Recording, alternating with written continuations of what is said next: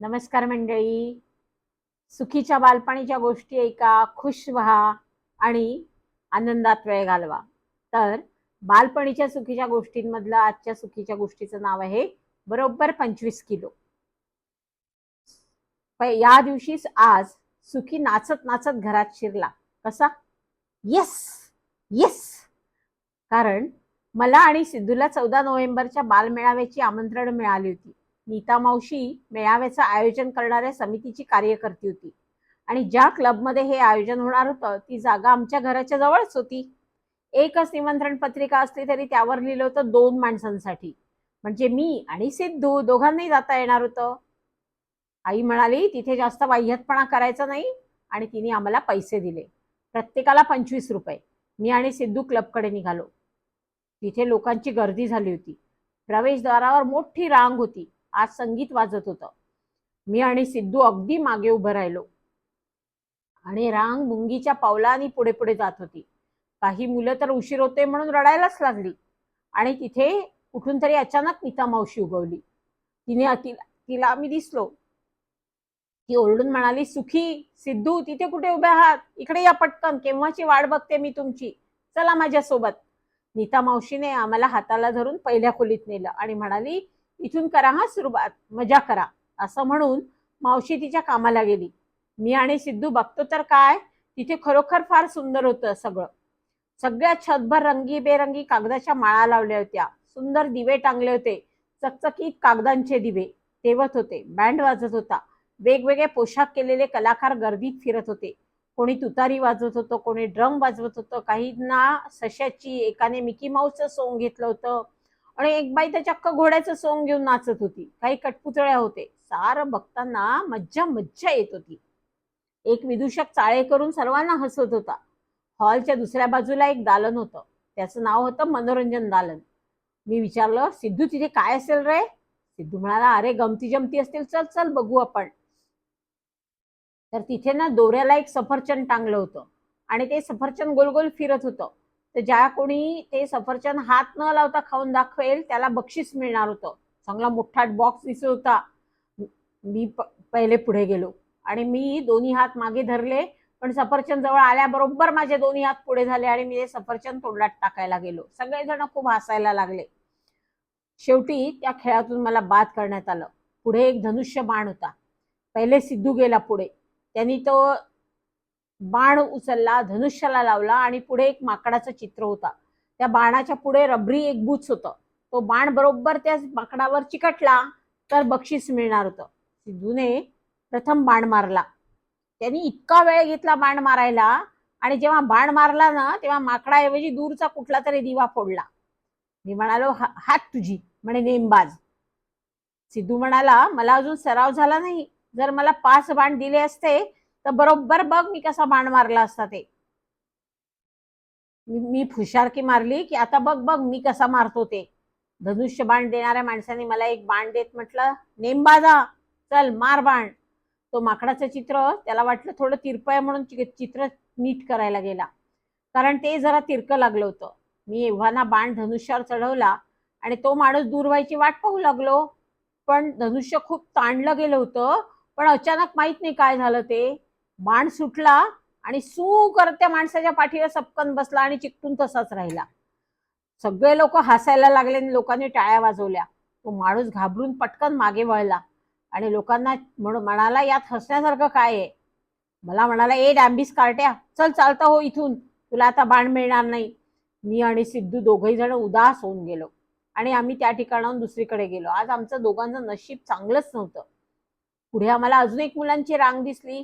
तिथे लिहिलं होतं, वजनाने जर 25 किलो असाल तर बाल साहित्य मासिक ठकठक मोफत 1 वर्ष. अरे बाप रे, मोफत मासिक?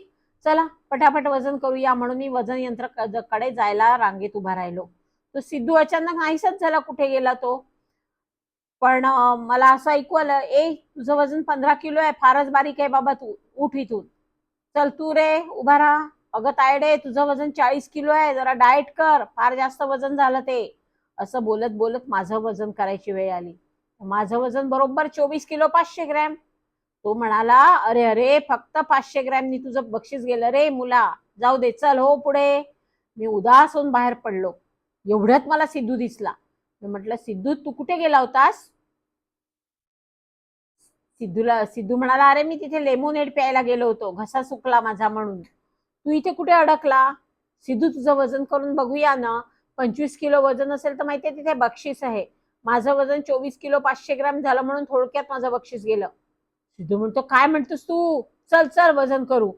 सिद्धूचं वजन बरोबर वजन काटा काय दाखवायला लागला? 25 किलो 500 ग्रॅम. तोही उतरला आणि उदास चेहऱ्याने आम्ही जायला लागलो. सिद्धू म्हणाला, अरे अरे मी लेमोनेड नसतो प्यालो ना तर माझं वजन बरोबर 25 किलो होतं रे बाबा, कशाला प्यालो लेमोनेड. सिद्धू मला म्हणाला, आयडिया सुखी. मी म्हटलं, काय सुखी? अरे तू जर तुझं वजन 24,500 आहे ना, ते 500चा लेमोनेड तू प्याला तर तुझं वजन 25 होईल बघ. चल चल आपण लेमोनेड पिऊ. मी म्हटलं, खरं? सिद्धू म्हणाला, खोटं काय? चल. पैसे दिले 25 रुपये मावशींना. तर मावशींना विचारलं सिद्धूनी, मावशी हे लेमोनेड अर्धा लिटर आहे ना 500 ग्रॅम? मावशी म्हणाले, काय रे चावा मुलगा आहे तू वात्रट, मला पुन्हा पुन्हा खात्री करतो. वाच ते लेबलवर लिहिलेलं वजन, जागे. आणि एवढूसा चिमुरडा पण बघ कसा विचारतो ते.